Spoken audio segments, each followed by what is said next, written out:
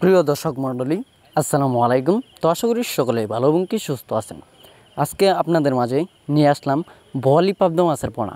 আজকে আপনাদের মাঝে আলোচনা করব এই বোয়ালি পাবদা মাছগুলো অনেকে মিশ্রভাবে চাষ করতে চায় এবং কি অনেকেই জানে যে বোয়ালি পাবদা মাছ অন্য মাছের পোনা খেয়ে থাকে। তো আসলে মূলত কি বোয়ালি পাবদা মাছ অন্য মাছের পোনা খেয়ে থাকে কি না, আর এই মাছগুলো কি মিশ্রভাবে চাষ করা যায় কি না, এবং কি এই মাছগুলোকে আপনারা কয় মাসে বাজারজাত করতে পারবেন চাষ করে, তা এই মাছের থেকে কয় টাকা আপনারা আয় করতে পারবেন তা নিয়ে বিস্তারিত আলোচনা করব।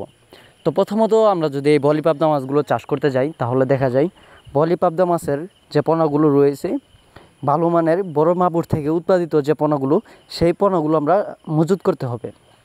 তো তারপর যে বিষয়টা রয়েছে সেটা হলো গিয়ে পুকুর প্রস্তুতি এবং কি পুকুর নির্বাচন করা। তো পুকুর প্রস্তুতি আর পুকুর নির্বাচনটা আপনারা কীভাবে করবেন? তো প্রথমত হলো গিয়ে পুকুরটা হতে হবে কিছুটা রোদের আলোতেই, এবং কি পুকুরটা প্রথমতই আপনাদের শুকাতে হবে, শুকিয়ে নিচের স্থলে মাটিতে রোদ লাগাতে হবে। তারপর পুকুরে চুন এবং কি সার, সমিথন আর বিভিন্ন ধরনের যে মেডিসিন রয়েছে সেইগুলো প্রয়োগ করতে হবে। তারপর আপনারা এই পুকুরে যে ভালো মানের মাগুর থেকে উৎপাদিত যে মাছের পোনাগুলো রয়েছে, বোয়ালি পাবদা মাছের বা কিংবা যে কোনো মাছের পোনা রয়েছে, তা আপনারা মজুত করে পুকুরেতে চাষ করতে পারবেন। তো এভাবে যদি চাষ করেন আপনারা, তাহলে দেখে গেল 5 থেকে 6 মাসের ভিতরে আপনারা এই মাছগুলো বাজারজাত করতে পারবেন। এমনকি আমাদের কাছে আপনারা পেয়ে যাচ্ছেন দেশীয় ও বিদেশি নানান জাতীয় মাছের রেণু পোনা।